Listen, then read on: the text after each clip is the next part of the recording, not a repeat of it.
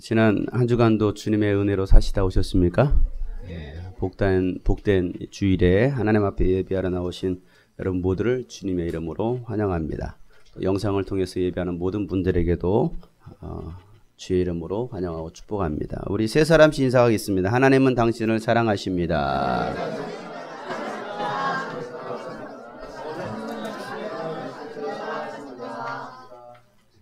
인사하셨습니까? 지난 주일은 한가위였습니다. 그래서 지난 주일에는 한가위 특집 말씀을 전했었는데요. 못 들으신 분들은 유튜브를 통해서 들어보시기를 바랍니다. 스마트폰은 뒀다가 어디다 씁니까? 안 보신 분들은 회개할지어다. 지난주는 내 영혼의 한가위라는 제목으로 말씀을 나눴습니다.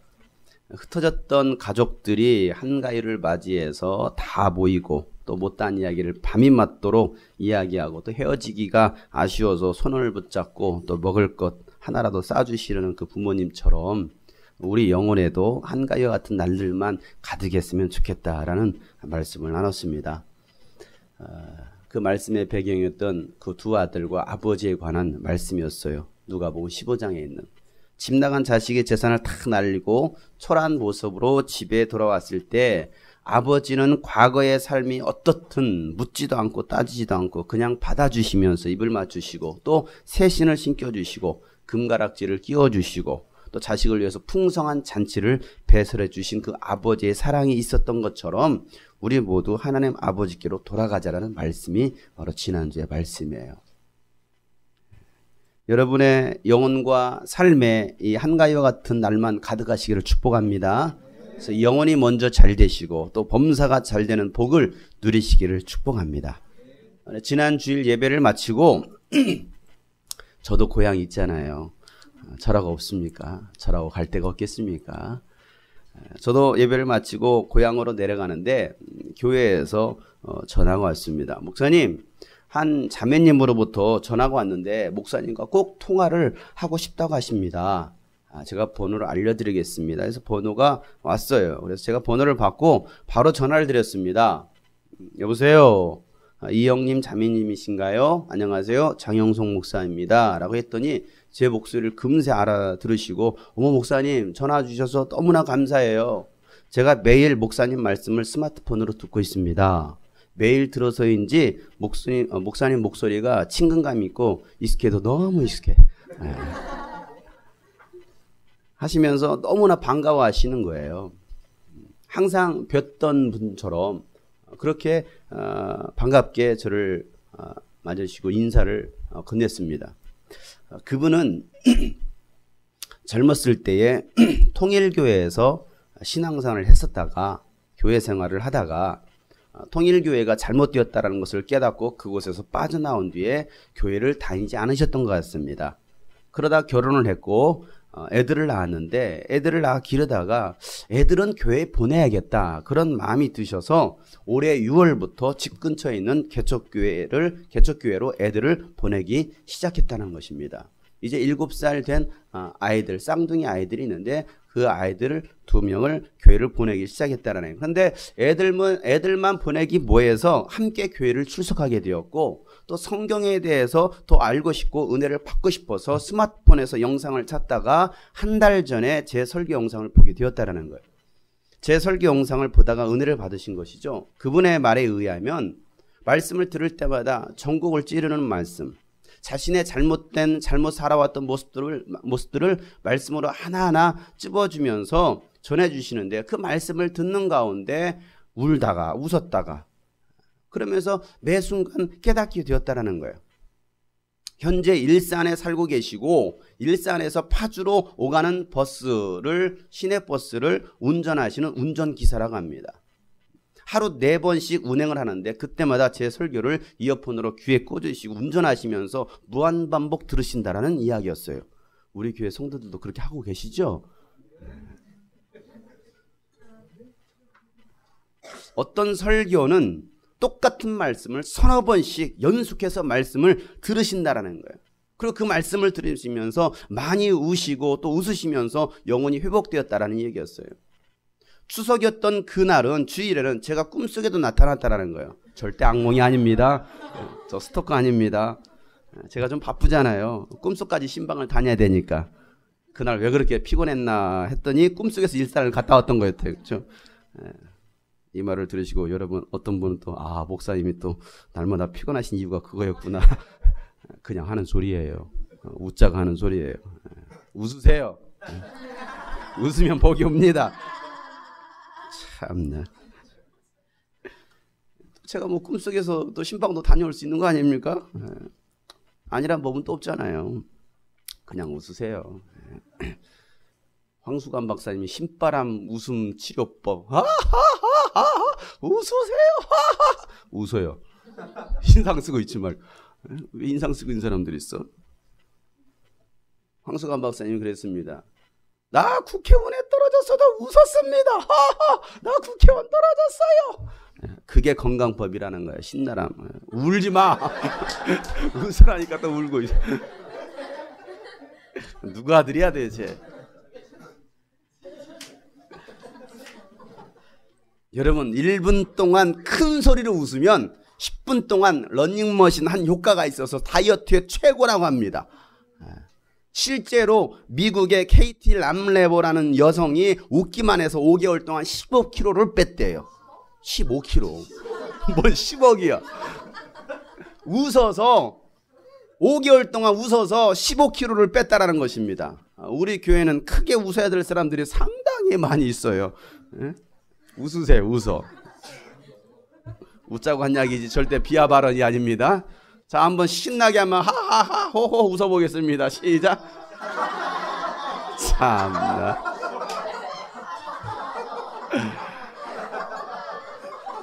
아주 장이 떨릴 정도로 웃어야죠. 하하하.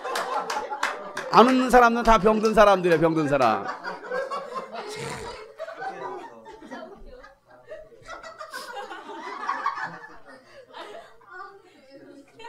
웃으세요. 웃어. 교회까지 와가지고 왜 인상 쓰고 있습니까? 웃지 않으면 병들어요. 병들어. 웃으세요. 우리 옆에 사람 웃고 삽시다.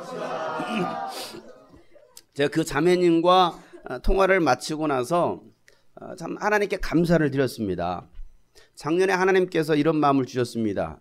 지금은 스마트폰 시대이고 유튜브 시대이다. 그러니 유튜브를 잘 활용해서 영상으로 전도해라. 이 하나님께서 작년 저에게 주셨던 마음이었습니다. 그래서 저는 그 당시 스마트폰을 가지고 있지도 않았어요. 그런데도 하나님께서 마음을 주셨기 때문에 그날 바로 제가 가지고 있던 설교 영상을 스마트폰에 올리기 시작했습니다. 유튜브 영상을 통해서 예수님을 믿을 사람이 있을 것이고 또 잃어버린 양을 구원하게 될 것이다. 세계는 나의 교구다. 굉장한 큰 포부지 않습니까, 여러분? 제가 전 세계를 다닐 수 없지만은 영상은 전 세계를 떠돌잖아요. 제 대신. 그래서 그 믿음을 가지고서 2011년 3월 3일 유스비전 채널을 개국했습니다. 그리고 2012년 오늘 10월 3일이 되었습니다. 작년 3월 3일에 시작이고 오늘 10월 3일이 되었습니다. 1년 7개월이 된 오늘 46명의 정기 구독자와 조회수 104,550회 영상을 대한민국을 비롯해서 미국, 캐나다, 오스트레일리아, 일본, 뉴질랜드, 필리핀, 독일, 베트남, 영국, 푸에르토리코, 파라과이, 말레이시아, 아르헨티나, 브라질, 태국, 홍콩, 벨기에, 캄보디아, 싱가포르, 인도네시아, 몽골, 대만, 터키, 스페인, 이스라엘, 쿠웨이트, 러시아, 덴마크, 인도, 뉴 칼레도니아, 케냐, 그 외에도 수많은 나라와 알 수 없는 지역이라고 표시되어 있는데 아무래도 북한인 것 같아요. 무려 65개국에서 이 영상을 봤다라는 거예요. 제가 어제 조사를 해봤어요. 다 나오거든요. 어느 측에서 보고 있는지. 여러분 65개국에서 이 예배 영상을 보고 있다는 사실이에요. 놀라졌네. 여러분 상상이 되십니까? 비록 싸이의 조회수 3억은 뛰어넘지 못했습니다. 그러나 단독 교회 채널로 그것도 이렇게 작은 교회에서 개척교회, 무명한 교회가 세상 영상도 아닌 세상 노래도 아닌 세상 이야기도 아닌 말씀 찬양 영상으로만 조회수 10만을 넘겼다는 것은 놀라운 일이죠. 물론 교회 스타일로 10만을 넘기는 일도 있었어요. 그건 우리 얘기는 아니에요. 그러나 찬양과 말씀으로만 조회수 10만을 넘기는 그런 놀라운 일들이 일어났습니다. 하나님께서 하신 것이죠. 여러분, 하나님께 영광의 박수를 올려드리시기 바랍니다. 하나님만이 영광 받으셔야 돼요. 교회를 다니지 않던 분이 이 예배 영상으로 은혜를 받으시고, 현재는 교회를 잘 출석하시고 신앙생활을 잘 하시는 분도 계시고, 은혜 받으셨다고 하와이에서 초콜릿을 매번 보내주시는 초콜릿 성도님도 계시고, 이외에도 많은 분들의 아름다운 이야기가 전해오고 있습니다. 1년 전에 그걸 누가 상상했겠느냐는 거예요. 과연 이런 일들이 일어날 것이라고 누가 상상했겠느냐는 것이죠. 1년 전에 비전을 품고 믿음과 순종을 했더니 하나님께서는 그대로 이루시더라는 사실이에요. 하나님은 살아계십니다. 하나님은 우리 기도에 정확하게 응답해 주시는 분이십니다. 이 사실을 믿으라 이 말이에요. 아직까지도 하나님의 살아계심을 믿지 못하시는 분 계십니까? 하나님의 살아계심을 믿으시길 바랍니다. 하나님의 살아계심을 믿지 못하기 때문에, 인정하지 못하기 때문에 우리는 여전히 고통 가운데서 치유받지 못한 채 그런 모습으로 살아가고 있지 않느냐 이 말이에요. 오늘따라 목사님이 성막에 대해서 말씀하시지 않고 왜 전화받은 이야기, 유튜브 이야기를 하실까 생각하신 분이 계실지도 모르겠습니다. 오늘 나누려는 성막에 관한 이야기가 이런 배경의 이야기들이에요. 지난 시간에는 세마포 울타리와 양해문에 관한 말씀을 나눴습니다. 오늘 살펴볼 성막은 바로 기둥이에요. 뭐라고요? 기둥. 자, 울타리는 뭐라고 했습니까? 벌써 기억이 안 나요? 감사하네요. 또 할 수 있어서. 울타리가 뭐예요? 성도들의 행실이라고 했잖아요. 성도들의 행실은 예수 그리스도의 보혈로 깨끗하게 세마포를 빨고 예수 그리스도로 옷을 입은 것이라고 했습니다. 예수 그리스도로 옷을 입었으니까 이제는 예수님처럼 살아가는 사람들이 바로 그리스도인들이다. 그것이 바로 울타리 세마포라는 의미라고 했어요. 여러분, 옷은요 그 사람의 인격과 삶의 행동 방식을 말해줍니다. 제가 이런 옷을 입었을 때 여러분 뭐 진흙탕에서 뒹굴겠습니까? 여러분, 군복을 입으면 군인처럼 살아야 하는 것이죠. 군인답게 살아가는 거예요. 그런데 왜 예비군들은 군복을 입으면 그렇게 이상하게 될까요? 현직 군인이 아니어서 그런 거죠. 군복을 입으면 군인처럼 살아야 되는 거예요. 경찰 제복을 입으면 경찰답게 살아가야 됩니다. 법관의 옷을 입으면, 판사의 옷을 입으면 법관처럼 살아야 하듯이 예수 그리스도의 옷을 입은 우리들이라고 한다면 우리는 누구처럼 살아야 된다는 거예요? 예수님처럼 살아가야 된다는 소리예요. 여러분, 예수 그리스도의 옷을 입은 걸 믿으십니까? 아니, 정말 믿고 계십니까? 그렇다고 한다면 우리가 어떤 모습으로 살아야 된다고요? 예수님처럼 살아야 된다는 거예요. 예수님처럼. 누가 봐도 저 사람은 예수의 사람이야, 예수님처럼 사는 사람이야, 예수님처럼 말하고 예수님처럼 행동하는 사람이야가 보여져야 된다는 사실이에요. 그게 바로 우리가 예수 그리스도의 세마포 옷을 입은 사람들이라는 것이죠. 그러니 여러분, 예수의 피로 죄 씻음 받고 구원받은 하나님의 자녀들은 그리스도인으로서의 거룩한 행실이 있어야 반드시 양의 문으로 들어가야 한다라고 말씀을 우리가 지난 시간에 말씀을 통해서 나눴어요. 다른 방법은 없죠. 다른 문은 없죠. 오직 그 양의 문, 예수 그리스도의 문으로 들어가야 된다. 오늘 우리가 나누는 말씀은 바로 그 울타리에 있는 기둥입니다. 그 울타리와 양의 문을 지탱해주는 바로 기둥. 자, 출애굽기 27장 9절 말씀부터 보면, 성막들을 두르는 울타리를 만들어라.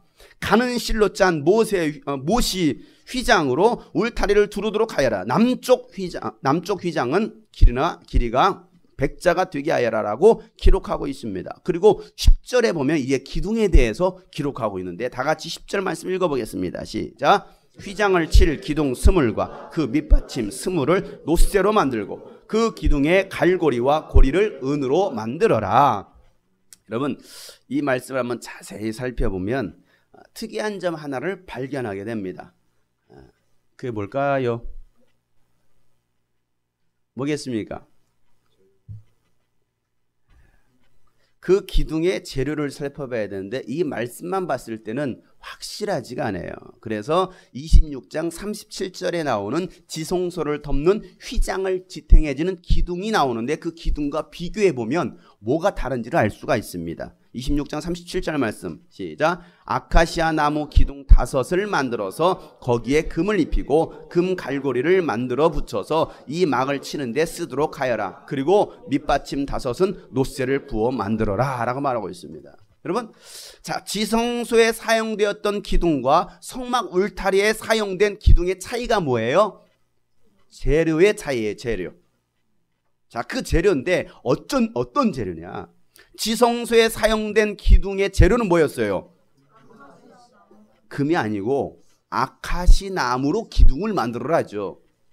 아카시 나무가 재료가 되어서 기둥을 만들어라.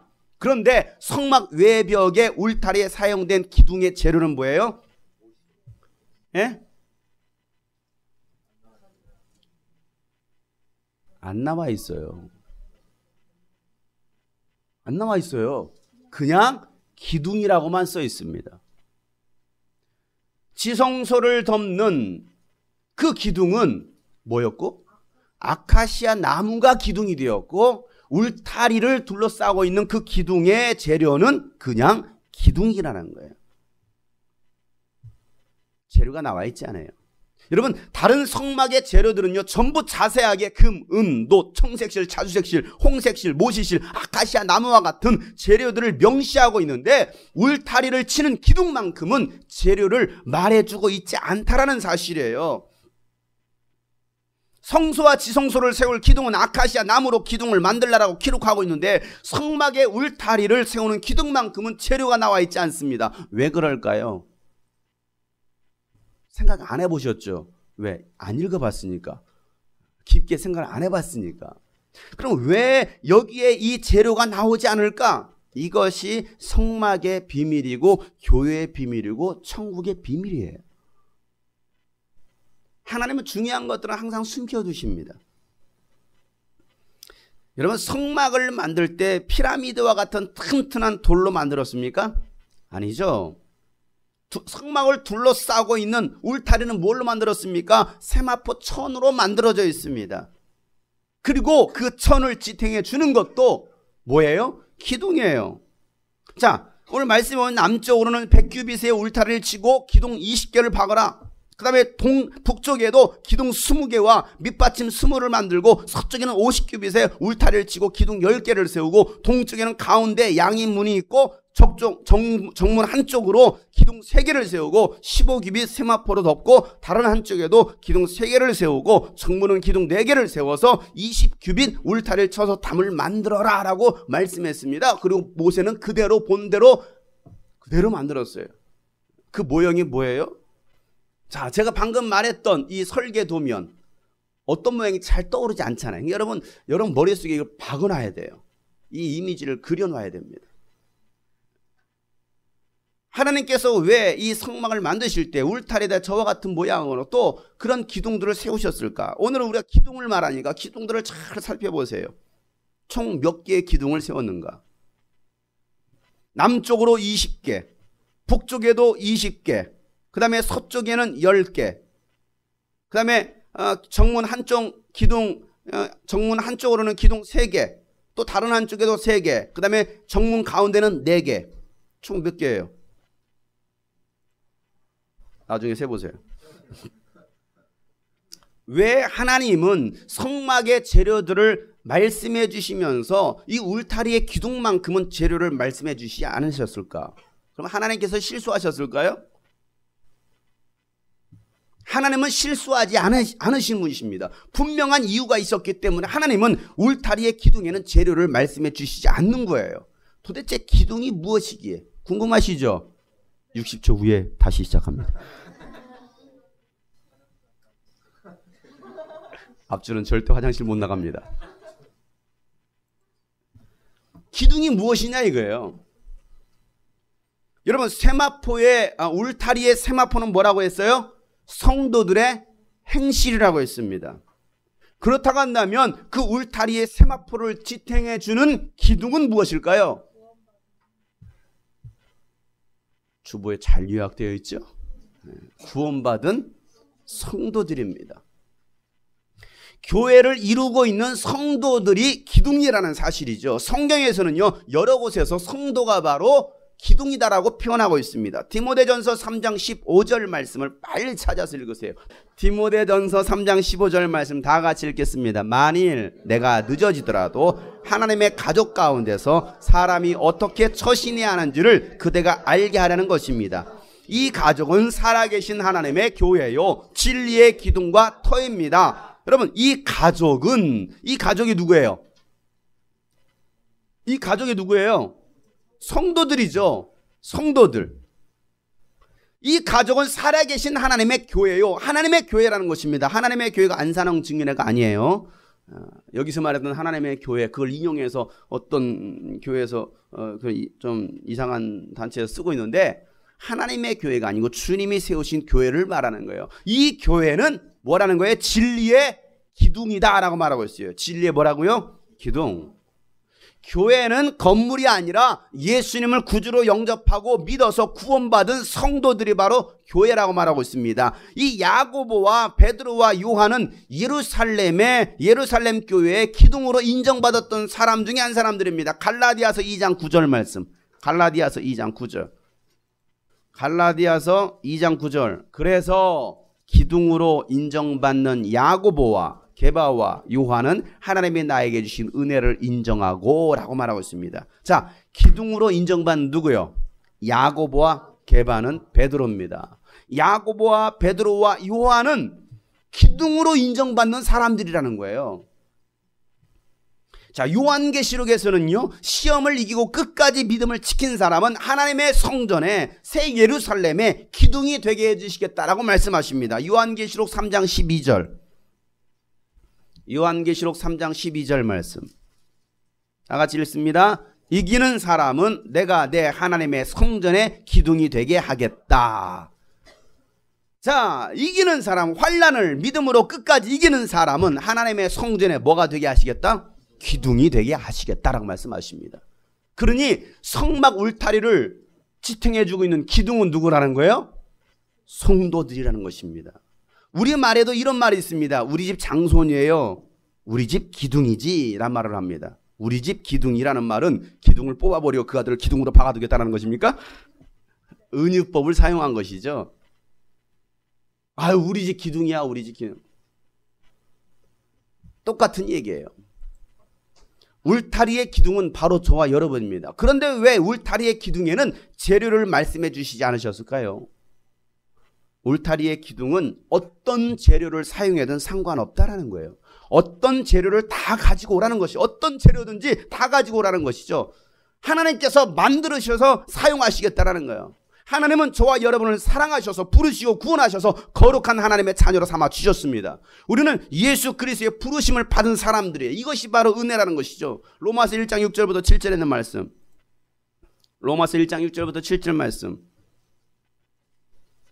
다 같이 여러분도 그들 가운데 들어있어서 예수 그리스도의 부르심을 받은 사람이 되었습니다. 누구의 부르심을 받았어요? 예수 그리스도의 부르심을 받은 사람들이 된 걸 믿으십니까? 나는 로마에 있는 모든 신도에게 이 편지를 씁니다. 하나님께서 여러분을 사랑하셔서, 하나님께서 뭐 하셔서? 나를 사랑하셔서 그의 거룩한 무엇으로 부르셨습니까? 백성, 자녀로 부르셨다라는 사실입니다. 하나님께서 여러분을 하나님의 백성으로, 하나님의 자녀로 부르셨습니다. 하나님, 우리 아버지와 주 예수 그리스도께서 내려주시는 은혜와 평화가 여러분에 있기를 바랍니다. 하나님의 은혜는 값없이 주신 은혜입니다. 세상은요, 사람들을 평가하고 자격 조건으로 따집니다. 직장에 들어가려고 해도, 아니 알바자리 하나 구해도 자격을 따지더라는 것이죠. 직장이 원하는 자격을 갖춘 사람을 채용합니다. 대학교에서도 학생을 선발할 때 대학교가 원하는 자격을 갖춘 사람을 합격시킵니다. 아무나 합격시키지 않아요. 아무나 채용하지 않습니다. 그런데 하나님의 나라는 그런 세상적인 자격증을 필요로 하고 있지 않다라는 것이죠. 자격증을 꼭 필요로 한다면 필요한 자격증이 무엇입니까? 예수님을 믿는 자격증 외에는 필요 없다라는 거예요. 그 어떤 것도 하나님 나라에 들어가는데 합당치 않다라는 것이죠. 이것이 얼마나 큰 은혜예요. 생각해 보세요, 여러분. 하나님 나라에 들어가는데 자격 조건, 수능 490점 이상, 토플 290점 이상, 탭스 900점 이상, 키는 여자는 175, 남자는 185 이상, 얼굴은 현빈, 김태효 같은 여자, 남자. 얼마나 슬픕니까? 너무 제가 강남 스타일로 얘기했습니까? 그러면은 교회 스타일로 한번 얘기해 줄까요? 성경 암송 구절 3천 구절 이상, 전도 5만 명 이상, 방언했다면 10시간 이상, 입만 열었다면 찬양 메들 뱉고, 예수 이름을 하면 귀신도 5천 마리 막 유체 이탈. 이 정도 해줘야 여러분 천국할 수 있습니까? 이 정도의 자격 조건을 가져야? 이게 아니잖아요. 아닙니다. 아무것도 없어요. 배운 것이 없어도, 훌륭한 가문이 아니어도 그런 연약한 자들을 하나님은 부르셔서 뭐 하시겠다라는 거예요? 있다고 자랑하는 사람들을 부끄럽게 하시겠다라는 거예요. 이게 하나님의 은혜예요. 여러분, 하나님의 은혜가 아니어서 우리는 절대적으로 구원받을 길이 없어요. 방법이 없잖아요. 세상의 자격 기준을 가지고 있으면 우리는 방법이 없는 거예요. 주일학교 교사를 뽑는데 교원 자격증 가진 사람, 이게 주일학교 교사의 자격이라는, 우리 교회에 누가 있습니까? 아무도 없네. 우리 보면 우리 대학생들, 직장 구하는 형제들 자매들 보면 맨날 토플 시험 보러 가는데 점수 맨날 그 모양 그 꼴이야. 오르지도 않아. 오르지 않는 토플은 맨날 보러 왜 가는가 몰라. 그래도 그거 점수 1점이라도 2점이라도 올리고 싶어가지고 주일 예배 빠져가면서 막 그거 시험 보러 갑니다.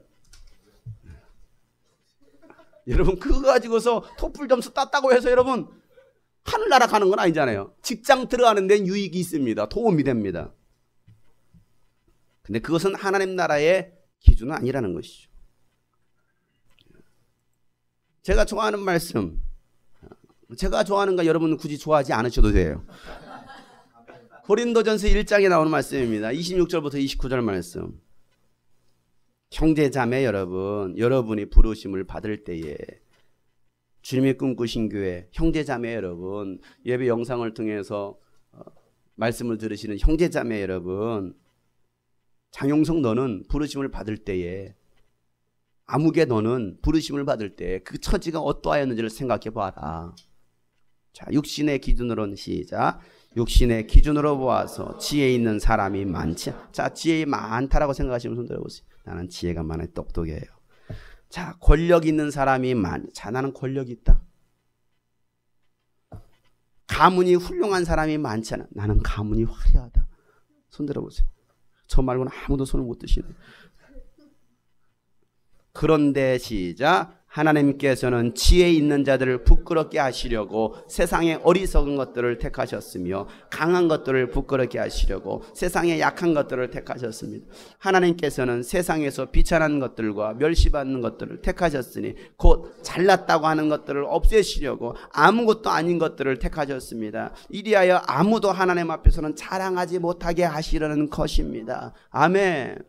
이게 하나님의 은혜 아니냐 이거예요. 그래서 우리가 이 자리에 있는 거 아닙니까? 약한 나로 강하게, 가난한 날 부하게, 눈먼 날 볼 수 있게 주 내게 행한, 약한 나로 강하게, 가난한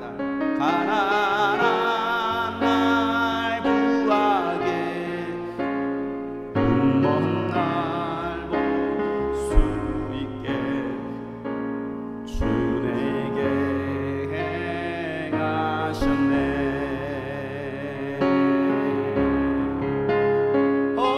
오산나 오산나 죽인다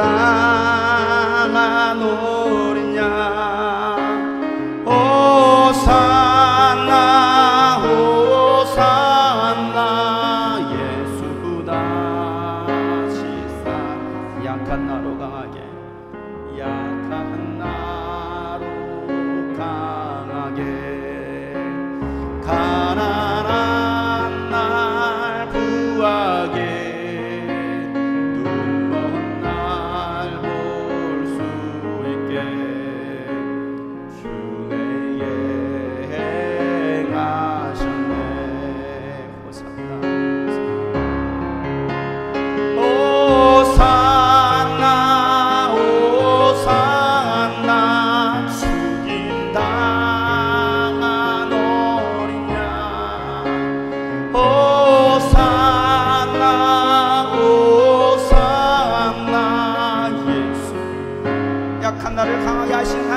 나를 위해 죽으시고 부활하신 하나님, 오산나. 그 예수 그리스도를 여러분 믿으세요. 그 예수 그리스도를 의지하세요. 그 예수 그리스도를 바라보세요. 호산나, 호산나, 호산나. 예수 다시 사셨네. 여러분, 하나님은 많이 배웠다고 신학교를 나오고 박사학위를 가지고 유학파라고 해서 사용하시는 것은 아닙니다. 사도 바울은 유능한 학자였습니다. 그런데도 그의 학식을 내세웠을 때는 영혼을 구원할 수 없었습니다. 세상 학식을 다 내려놓았을 때 하나님은 바울을 통해서 영혼을 구원하셨습니다. 내 자신을 볼 때 우리는 얼마나 나약한 사람들입니까? 내 힘으로 할 수 있는 아무것도 없는 그런 존재입니다. 지금까지 내 힘으로 뭔가를 해보려고 바둥바둥 살아왔습니다. 그러다가 실패하고 넘어지고 쓰러지고 남몰래 눈물을 흘리고 살을 때가 얼마나 많았습니까? 그런 우리를 위해서 하나님은 독생하신 아들을 예수를 보내주셔서 구원해 주시고 지친 우리의 손을 잡아주시고 우리를 자녀라 아들이라고 불러주고 계시다는 사실이에요. 그 예수 그리스도를 믿으라 이 말이에요. 힘들고 지쳐 낭망하고 넘어져 일어날 힘 전혀 없을 때에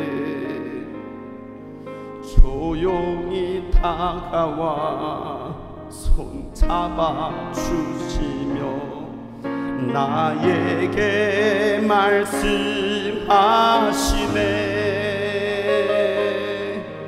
나에게 실망하며 내 자신 연약해 고통 속에 눈물 흘릴 때에 목자국난 그 손길 눈물 닦아주시며 나에게 말씀하시네. 힘들고 지쳐 낭망하고 넘어져 일어날 힘 전혀 없을 때에 조용히 다가와 손 잡아주시며 나에게 말씀하시네. 나에게 실망하며 내 자신 연약해 고통 속에 눈물 흘릴 때에 짜증난 그 손길 눈물 닦아주시며 나에게 하나님께서 여러분을 향하여 말씀하십니다. 너는 내 아들이라. 너는 내 아들이라. 오늘날 내가 너를 낳도다. 오늘날 내가 너를 낳도다. 너는 내 아들이라. 너는 내 아들이라. 나의 사랑하는 나의 아들이라. 너는 내 아들이라. 너는 내 아들이라. 오늘날 내가 너를 낳도다. 너는 내 아들이라. 날 사랑하는 내 아들이라. 언제나 변함없이 너는 내 아들이라. 십자가 곧도 해산의 그곳도 내가 너를 낳았으니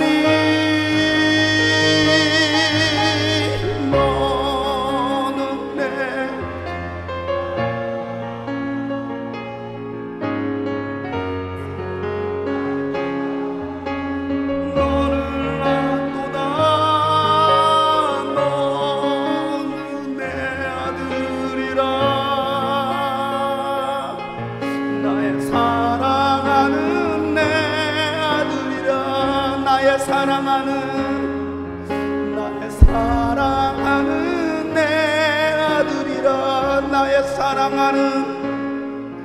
나의 사랑하는 내 아들이라.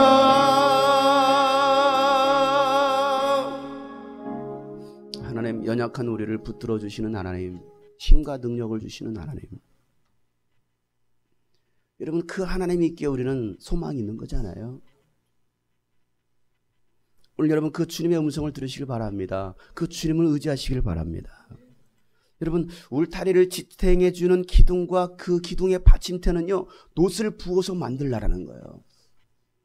왜 놋으로 만든 받침대를 사용하라고 말씀하십니까? 왜 다른 재료 놔두고서 왜 거기에다가 그 기둥에 놋을 바르라는 거예요? 놋은 무엇입니까? 놋은 예수 그리스도를 상징합니다. 이스라엘 백성들이 광야에서 먹을 것이 없다고 모세를 원망하고 하나님을 원망하자 뱀이 나와서 이스라엘 백성들을 다 물어 죽여버립니다. 그때 모세가 하나님께 기도합니다. 하나님, 이 이스라엘 백성들을 살려주십시오. 살려주십시오. 살려주십시오. 그가 그렇게 애통하며 부르짖어 기도할 때 하나님께서 말씀하시죠. 민수기 21장 8절부터 9절에 보면 주님께서 모세에게 말씀하셨다. 너는 불뱀을 만들어 기둥 위에 달아놓아라. 물린 사람은 누구든지 그것을 보면 살 것이다. 그리하여 모세는 구리로 뱀을 만들어서 그것을 기둥 위에 달아놓았다. 뱀이 사람을 물었을 때에 물린 사람은 구리로 만든 그 뱀을 쳐다보면 살았다라고 얘기하고 있어요. 여러분, 하나님께서 만들라 하신 불뱀을 구리로 만들어서 장대에 매달았는데 하나님 말씀대로 뱀에 물린 자들이 그 장대에 매달린 구리뱀을 보면 사는 거예요. 뱀에 물린 자들은 살려면 반드시 장대에 매달린 구리뱀을 봐야 됩니다. 여러분, 장대에 매달리신 예수 그리스도, 뱀은 마귀를 상징합니다. 장대에 매달린 것은 우리 죄를 위해서 십자가에 매달리신 예수 그리스도이십니다. 뱀이 와서 물어버렸잖아요. 그래서 사람들은 다 죽게 되었습니다. 그 뱀에게 물린 사람들은 살려면 장대에 매달린 놋뱀을 봐야만이 살 수 있다라는 거예요. 이게 하나님께서 이스라엘 백성들에게 말씀하여 주신 거예요. 그러니 여러분, 울타리의 기둥을 보면 십자가에서 죽으신 예수님을 보게 되는 것이고, 성도는 십자가에 달리신 예수를 볼 때 구원받을 수 있다는 것을 말씀해 주시는 거예요. 요한복음 3장 14절부터 15절 말씀을 보세요. 다 같이 읽겠습니다. 모세가 광야에서 뱀을 든 것 같이 인자도 들려야 한다. 그것은 그를 믿는 사람마다 영생을 얻게 하려는 것이다. 모세가 광야에서 뱀을 들었던 것처럼 인자도 장대 위에 매달려야 된다는 것이면 들려야 된다는 것입니다. 그것은 그를 믿는 사람마다 뭐하게 하시려고? 영생을 얻게 하시려고. 그리고 우리는 신앙생활은 뭐 하는 거예요? 장대에 매달리신 예수 그리스도를 바라보는 것입니다. 놋뱀으로 매달리신 예수 그리스도를 바라보는 거예요. 믿음의 주가 되시는 예수님을 바라볼 때 신앙생활이 고난 중에도 인내할 수 있고 기뻐할 수 있다는 것이죠. 히브리서 12장 2절 말씀에 믿음의 창시자여 완성자이신 예수를 바라보십시오. 그는 자기 앞에 놓여있는 기쁨을 내다보시고 부끄러움을 마음에 두지 않으시고 십자가를 참으셨습니다. 그래야 그는 하나님 보좌 오른쪽에 앉으셨습니다라고 말하고 있습니다. 사랑하는 여러분, 다른 것에 눈 돌리지 마시고 오직 예수님 한 분만을 바라보시길 바랍니다. 장대 위에 매달리신 그 놋뱀 대신 예수 그리스도를 바라보시길 바랍니다. 저까지 거 본다고 살겠어? 그러고 바라보지 않으면 죽는 거예요. 야, 꼭 교회 간다고 꼭 예배 드려야 되나? 꼭 예수 믿어야 되나? 꼭 이렇게 신앙생활 해야 되나? 죽습니다, 여러분. 아무것도 아닌 것 같죠? 장대에 매달린 놋뱀이 아무것도 아닌 것 같죠? 무시하다가 죽는 거예요. 이미 모든 인간은 뱀에게 물린 사람들입니다. 그러니 인간이 살려면, 내가 살려면 장대 위에 매달리신 놋뱀 대신 예수 그리스도를 바라봐야 된다는 사실이에요. 예수님 손에만 붙들리면 연약한 자를 통해서 위대한 일을 행하십니다. 이스라엘 백성들의 탄성 소리를 들으시고 이집트에서 그들을 건져내실 때 누구를 찾으셨습니까? 모세를 찾으셨습니다. 그리고 모세에게 위대한 사명을 주시죠. 너는 이스라엘 백성들을 이집트에서 끌어내라. 내가 너희들에게 약속할 땅이 있으니, 축복의 땅이 있으니 그 땅으로 데리고 가라. 그러나 모세는 뭐라고 말합니까? 나는 아무것도 할 수 없는 무능한 자입니다. 우리는 모세를 굉장히 위대한 지도자로 생각하고 있습니다. 그러나 그는요, 처음부터 위대했던 사람이 아닙니다. 그가 하나님의 손에 붙들리기 전에는 어떤 사람입니까? 패배주의자였습니다. 우울증에 사로잡혔던, 그렇게 살던 사람이었습니다. 매사에 부정적이고 추진력이라고 찾아볼 수 없었던 완벽한 우울질의 사람이었습니다. 불평, 불만으로 가득했습니다. 무엇을 해도 안 돼. 안 된다라는 거예요. 아무것도 할 수 없다라는 거. 해보지 않고서도 안 된다라는 거예요. 변명과 핑계만 내는 사람. 아니 옆에 있는 사람까지 짜증나게 하고 무기력하게 만드는 사람이 바로 모세였어요. 그런 모세를 하나님은 부르시고 사용하시겠다라는 거예요. 말이나 됩니까? 완벽하게 갖춰진 사람을 부르신 것이 아니었어요. 나이는 몇 살입니까? 나이는 또 80이에요. 다 늙었어요. 이제 힘도 다 빠져버렸습니다. 언제 죽을지도 몰라요. 죽을 날만을 기다리는 그런 패배주의자. 광야에서 양이나 치는 그런데 그런 모세를 하나님께서는 부르시고 사용하시겠다는 것이죠. 내가 너를 보낼 테니 바로 왕에게로 가라. 이게 모세에게 던져진 하나님의 말씀이었어요. 이는 출애굽기를 한번 보세요. 4장 1절. 하나님과 모세와 대화하는 내용입니다. 아주 재미있어요. 너무나 재미있습니다. 출애굽기 4장 1절부터 17절까지 보면 그러나 모세는 이렇게 말씀을 드렸다. 뭐라고 말합니까? 그들이 저를 믿지 않고 저의 말을 듣지 않고 주님께서는 너에게 나타나지 않으셨다 하면 어찌합니까? 아니 나를 보내실 텐데 야 네가 믿는 하나님, 네가 하나님 만났다고 하나님 한번 보여줘봐. 너 하나님 만났어? 어떻게 생겼어? 코는 어떻게? 눈 무슨 색깔이야? 할 말이 있어야지. 너 하나님 만났다며? 뭐라고 말씀하시겠습니까? 와 그렇습니까? 더 이상 할 말이 없네. 그럴 때 나는 뭐라고 말합니까? 야 네가 하나님 너를 보냈다고? 야 너 보낸 하나님 어디 있어? 나한테 보여줘봐. 그럼 뭐라고 말하겠느냐는 거예요. 그러자 주님께서 그에게 물으셨으면 야 내가 손에 가지고 있는 것이 무엇이냐? 모세가 대답하죠. 뭐예요? 지팡이요. 지팡이 하나 있는데요. 주님께서 말씀하시죠. 그것을 땅에 던져봐라. 모세가 지팡이를 땅에 던지니까 뭐가 됐습니까? 뱀이 됐어요. 뱀. 모세가 그 앞에서 피합니다. 무서워가지고 헐 도망가. 뭐야 뱀이네. 분명히 지팡이였는데 이게 어떻게 된 일이야. 주님께서 모세에게 말씀하시죠. 너의 손을 내밀어서 그 꼬리를 잡아라. 뱀은 꼬리를 잡아야 됩니다. 머리 잡다 물리서 죽는 수가 있어요. 뱀은 꼬리를 잡아야 돼요. 꼬리를 잡습니다. 꼬리를 잡아라. 모세가 손을 내밀어서 꼬리를 잡으니까 그것이 그의 손에서 돌아 뭐가 됐어요? 지팡이 된 거예요. 병? 뭐야? 지팡이네? 와 신기하다. 신기하지 않겠습니까? 여러분 눈앞에서 그런 일이 일어난다고 생각해보세요. 제가 여러분들 손에 든 것이 무엇이냐? 스마트폰인데요. 던져봐라. 던졌더니 샌드위치가 되고 헐 집어봐라. 놀라지 않겠어요? 와 하나님 마술사이신가? 그리고 주님께서 말씀하시죠. 내가 이렇게 해서 이적을 보여주면 야 네가 가가지고 이렇게 이적을 보여주면 주 너희 조상의 하나님 곧 아브라함의 하나님 이삭의 하나님 야곱의 하나님이 너에게 나타난 것을 믿을 것이다. 그렇게 예수 믿는 사람들이 살아계신 하나님을 말하는데 그 하나님을 믿게 될 것이다 라고 말합니다. 주님께 또 그에게 말씀하시죠. 야 너의 손을 품에 넣어봐라. 그러자 모세가 손을 품에 넣었다 꺼냅니다. 딱 꺼내보니까 어떻게 됐어요? 악성 피부병에 든 거예요. 마치 흰눈이 덮인 것 같았다는 거죠. 완전히 손이 다 썩어버린 한순간에. 주님께서 또 뭐라 말씀하십니까? 야, 네 손을 다시 품에 다시 넣어봐 라고 말하죠. 뭐합니까? 또 넣습니다. 그리고 그 손을 다시 꺼내봅니다. 뭐예요? 바뀐 거예요. 우와, 신기하네. 그들이 네가 하는 말도 믿지 않고 첫 번째 이적의 표징도 받아들이지 않더라도 이 두 번째 이적의 표징은 믿을 것이다. 야, 뱀 지팡이 던데 뱀이 바뀐 거 그거 안 믿어요? 네 손 한번 집어넣어봐. 보여줘봐. 이거 믿을 거야. 그들이 이 두 이적도 믿지 않고 너의 말도 믿지 않으면 너는 나일강에 물을 퍼다가 뭐 하라는 거예요? 마른 땅에 부어봐라. 그러면 나일강에서 펀 물이 마른 땅에서 뭐가 된다는 거예요? 피가 되는 거예요. 나일강에 있는 그 물을 갖다 쫙 뿌리면 갑자기 피로 확 바뀌는 거죠. 와, 이게 참 신기한 일이 일어나는 거예요. 그러자 모세가 주님께 말합니다. 다 같이 시작. 주님 죄송합니다. 저는 본래 말 재주가 없는 사람입니다. 좀 모세처럼 해봐요. 이렇게 읽지 말고. 자 시작. 주님 죄송합니다. 저는 본래 말 재주가 없는 사람입니다. 전에도 그랬고 주님께서 이 종이가 말씀하고 계시는지 지금도 그러합니다. 저는 입이 둔하고 혀가 무딘 사람입니다. 무슨 놈의 말과 변명과 핑계가 이렇게 많은지. 이것 좀 해봐. 저 못해요. 말도 못하고 어떻게 해요. 어떻게 해. 할 수 없다라는 거예요. 입이 둔하고 혀가 무딘 사람이라는 거예요. 험하고 싸울 때는 그렇게 무딘 혀가 잘도 풀리지.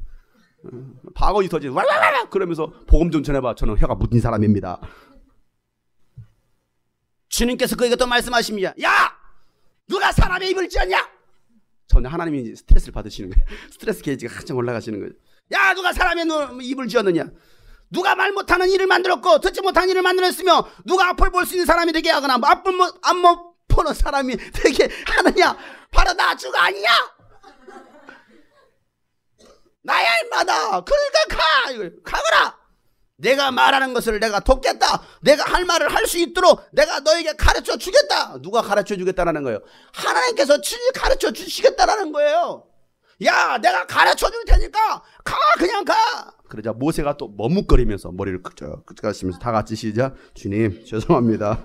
제발 보낼 만한 사람을 보내시기 어쩜 이게 똑같습니까? 주님 죄송한데요. 저 말고 다른 사람 좀 시키시면 안 돼요? 왜 저만 시키십니까? 우리 수진이가 맨날 그래.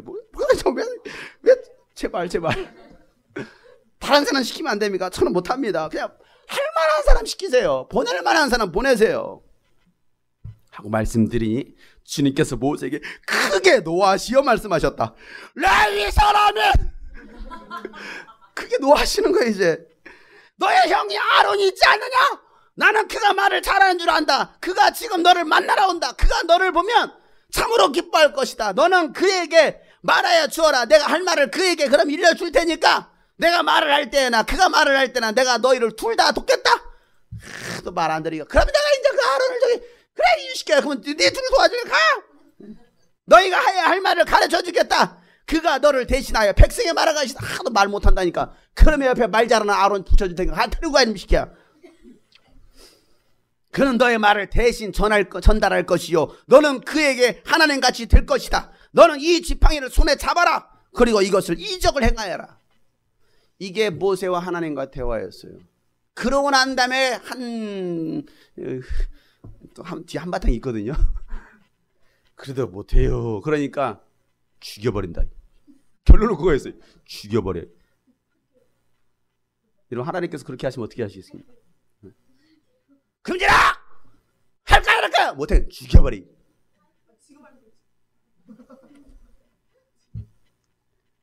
하나님의 그 명령을 듣고 난 다음에 뭐합니까? 모세가 움직입니다. 사랑하는 여러분, 내 자신을 바라볼 때 다 말라 비틀어져 버린 지팡이와 같지 않습니까? 보잘것없는, 아무 능력도 없는, 가치도 없어 보이는 하나님은 그 지팡이의 능력을 주시겠다라는 거예요. 너는 이 지팡이를 손에 잡으라.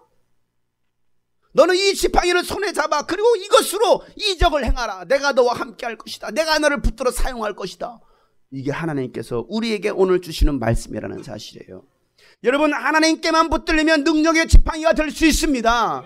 가난해도 병들어도 배우지 못해서 가진 것이 없어도 하나님 손에만 붙들리면 능력의 지팡이가 될 수 있다는 거예요. 예수님께만 붙들리면 냄새나는 겉옷이 엘리야와 같은 그런 능력의 겉옷으로 바꿔주시겠다는 것입니다. 성령께만 붙들리면 코 묻은 손수건이 바울의 능력의 손수건이 되어서 병든 자를 고치고 수많은 능력을 행할 수 있는 손수건으로 바꿔주시겠다는 거예요.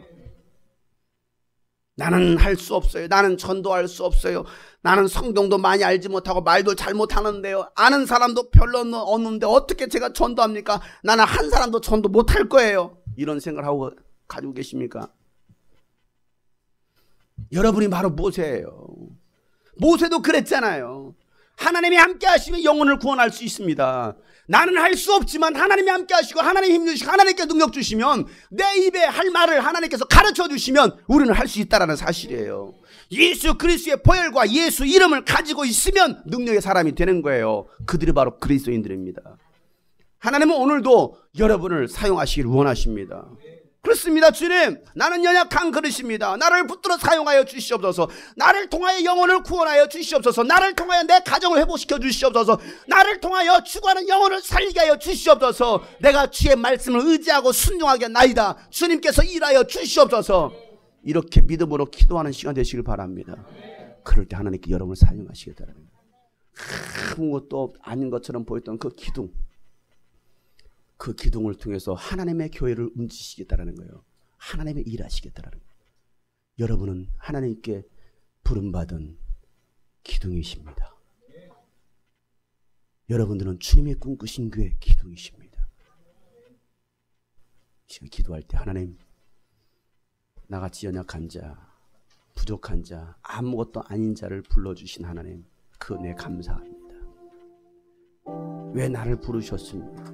나를 어떻게 쓰시려고 부르셨습니까? 주님, 나를 사용해 주십시오. 변명과 핑계를 대는 자가 아니라 나는 할 수 없어, 나는 못해, 내가 뭘 가지고 있다고, 내가 자랑한 게 뭐가 있다고 그렇게 말하는 자가 아니라 내가 너와 함께 할 거야, 내가 너를 붙들어 줄 거야, 내가 너를 사용할 거야, 내가 너에게 능력을 줄 거야. 그 하나님 말씀 붙들고 이 밤에 기도할 때 하나님, 나를 사용해 주시옵소서. 나를 사용하여 주시옵소서. 나를 사용하여 주시옵소서. 다 같이 주님 앞에 간절하게 기도하시겠습니다. 하나님 아버지여, 사용하시옵소서. 아버지여,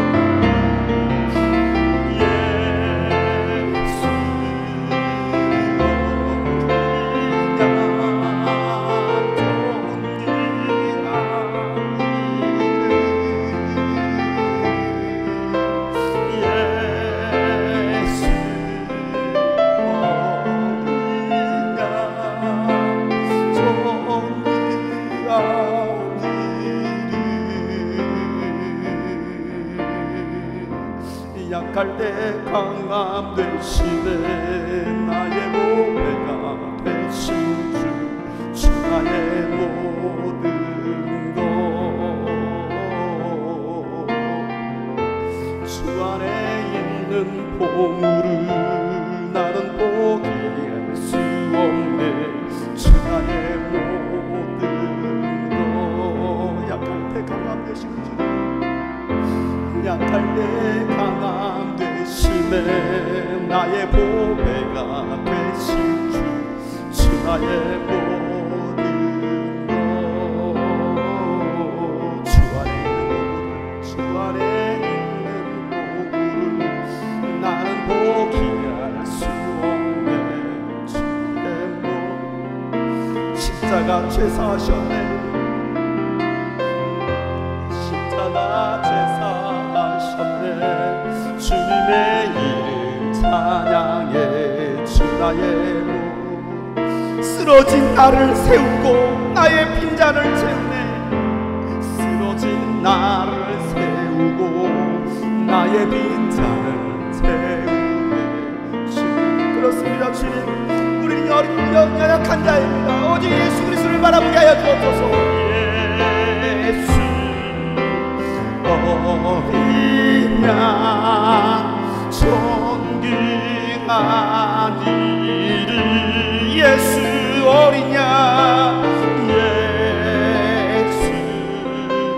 어린 양 존귀한 이름. 여러분, 이 시간 다시 한번 기도할 때 우리 지체의 손을 잡읍시다. 옆 사람의 손을 잡읍시다.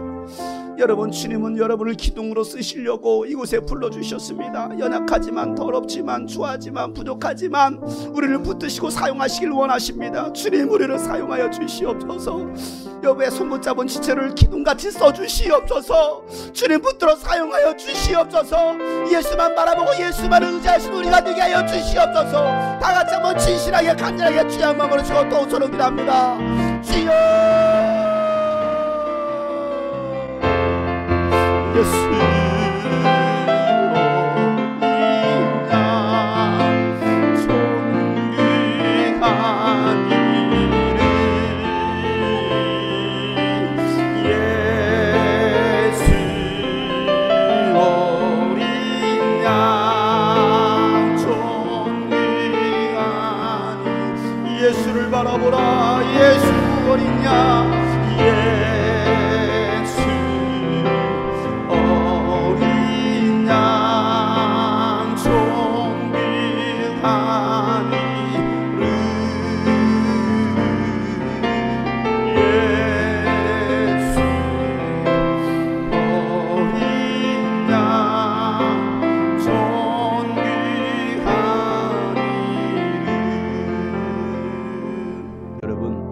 모습이 초라합니까? 부족합니까? 연약합니까?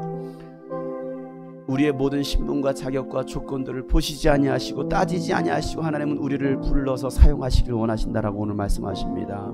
여러분, 그것이 주님의 은혜이지 않습니까?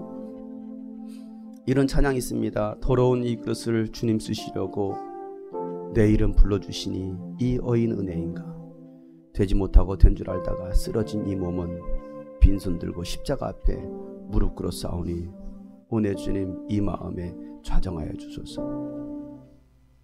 더러운 이 그릇을 주님 쓰시려고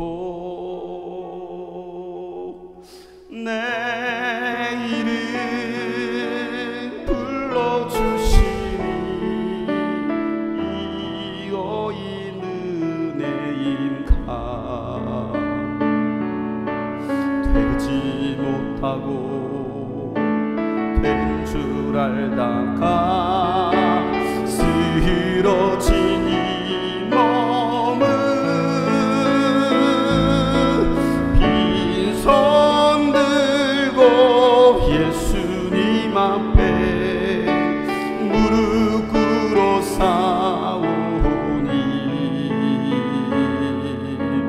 오내 주님 이 마음에 좌정하여 주소서. 더럽고 추한 그릇이 더럽고 추한 그릇이 깨끗함을 입어서 성전의 기둥이 되니 성전의 기둥이 되니 어인 은혜인가. 세상을 따라 방황하다가 세상을 따라 방황하다가 실패한 이 몸은 실패한 이 몸은 주님들 두 손 들고 두 손 들고 주님으로로 못자국을 만지오니 오내 주님 나 죽도록 충성하게 하소. 나 무엇 주께 드려야 나 무엇 주께 드려야 기뻐하시니까 기뻐하시니까 나 무엇 주께 드려서 나 무엇 주께 드려서 이 은혜 갚으리요 이 은혜 갚으리요. 넘쳐나도록 축복하시고 넘쳐나도록 축복하시고 사랑하신 주님께 사랑하신 주님께 순종하며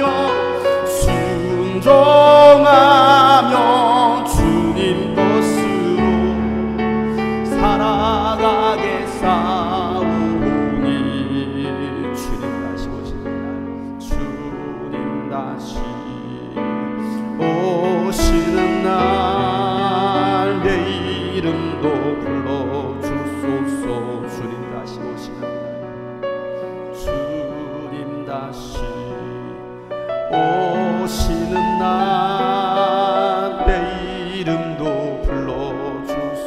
주님 다시 오시는 날 주님 다시 오시는 날 내 이름도 불러주소서. 주님 다시 오시는 그날 우리 이름 불러주시고 주님의 성전의 기둥으로 삼아 주시옵소서. 우리가 그 은혜를 알게 도와주시고 그 은혜 안에 살아가는 우리 모든 성도들 되게 하여 주옵소서. 그 은혜 때문에 감사하고 기뻐하게 도와주시고 그 은혜로 인하여서 즐거워할 수 있는 우리 모든 성도들 되게 하여 주옵소서. 오늘도 주님의 은혜에 감사해서 귀한 예물 드릴 때 주님 이 예물 받아주시고 이 예물에 쓰여질 때 더 죽어가는 많은 영혼과 교회 살리게 하여 주시옵소서. 감사하며 예수님의 이름으로 기도하옵나이다.